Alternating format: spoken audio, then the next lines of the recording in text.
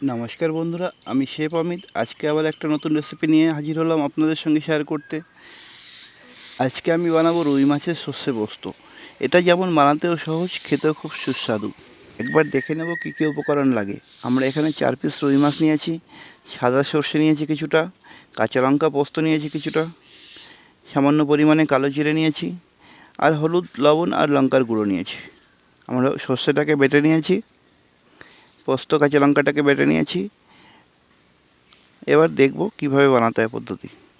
রুই মাছকে হলুদ আর লবণ মাখিয়ে নিয়েছি। সবার প্রথমে কড়াইতে তেল দিয়ে কড়াইটা ভালো করে গরম করে নেব। তারপরে লবণ হলুদ মাখানো মাছগুলোকে এর মধ্যে দিয়ে ভেজে নেব।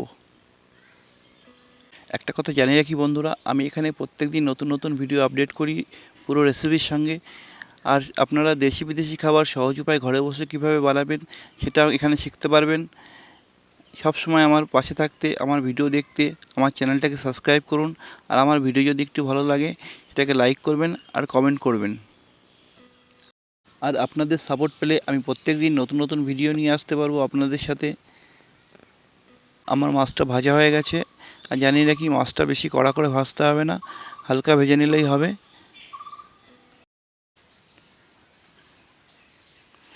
এই মাছ ভাজার পরে যে তেলটা বাঁচবে, এই তেলটার মধ্যে আমি শুকনো লঙ্কা আর কালো জিরেটা দিয়ে দেবো। শুকনো লঙ্কা আর কালো জিরেটা একটু হয়ে গেলে আমি কিছু পেঁয়াজ কেটে রেখেছিলাম, সেই পেঁয়াজের কুচিগুলোর মধ্যে দিয়ে দেবো।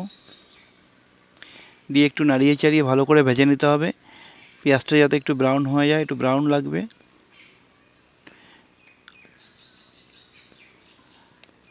আমার পেঁয়াজটাও প্রায় ব্রাউন হয়ে এসছে। এর মধ্যে আমি কিছু টমেটো কুচি কেটেছিলাম, টমেটোটা দিয়ে দেবো। দিয়ে একটু মিশিয়ে নেব। টমেটো আর পেঁয়াজটাকে একটু ভালো করে ভেজে নেব, যাতে টমেটোগুলো একটু গলে যায়। এরপর এর মধ্যে কিছুটা হলুদ দিয়ে দেবো। এর সঙ্গে মিশিয়ে নেব একটু লঙ্কার গুঁড়ো। আমরা প্রথমেই নিয়েছি কাঁচা লঙ্কা আর পোস্তকে পেস্ট করে নিয়েছি, এই জন্য বেশি লঙ্কা দেওয়ার দরকার নেই। সামান্য পরিমাণে জল দিয়ে এটাকে ভালো করে কষিয়ে নেব, যাতে আমার মশলাগুলো না জ্বলে যায়। এর মধ্যে কাঁচা লঙ্কার পোস্ত বাটাটাকে দিয়ে দেব, দিয়ে একটু ভেজে নেব। যদি এখানে মশলাটা খুব ড্রাই হয়ে যায় তাহলে হালকা একটু জল মিশিয়ে নিতে পারেন। মশলাটাকে ভালো করে কষিয়ে নেবেন। নেওয়ার পরে যে সর্ষে বেটে রেখেছিলাম এটাকেও দিয়ে দেবো। আমার মশলাটা অলমোস্ট রেডি হয়ে এসেছিলো। তারপরে আমি সর্ষে মেশাচ্ছি, কেননা সর্ষেটাকে বেশি ভুনলে তিতো হয়ে যাওয়ার সম্ভাবনা থাকে। সর্ষেটা দিয়ে একটু নাড়িয়ে চাড়িয়ে আমি এর মধ্যে জল দিয়ে দেবো। যতটা পরিমাণে লাগবে জল অতটা পরিমাণে দিয়ে দেবো।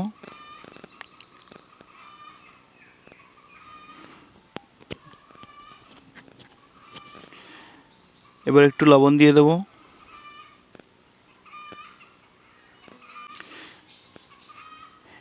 এবার মিডিয়াম আছে এটাকে একটু ফুটিয়ে নিতে হবে কিছুক্ষণ টাইম।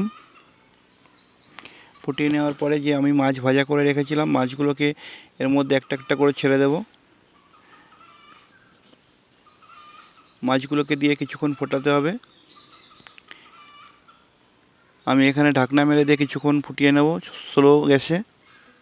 আমি ঢাকনা তুলে নিয়েছি। আমার মাছটাও ভালো ফুটে এসছে, ঝোলটা গাঢ় হয়ে এসছে। এটা অ্যাকচুয়ালি বেশি ঝোল হয় না, মাখা মাখা টাইপের হয়। আপনারা যেমন পছন্দ করেন, যদি একটু ঝোল পছন্দ করেন রাখতে পারেন, অসুবিধা নেই। আমি এর মধ্যে একটু সর্ষের তেল দিয়ে দেবো, কাঁচা সর্ষের তেল দিয়ে নামিয়ে নেব।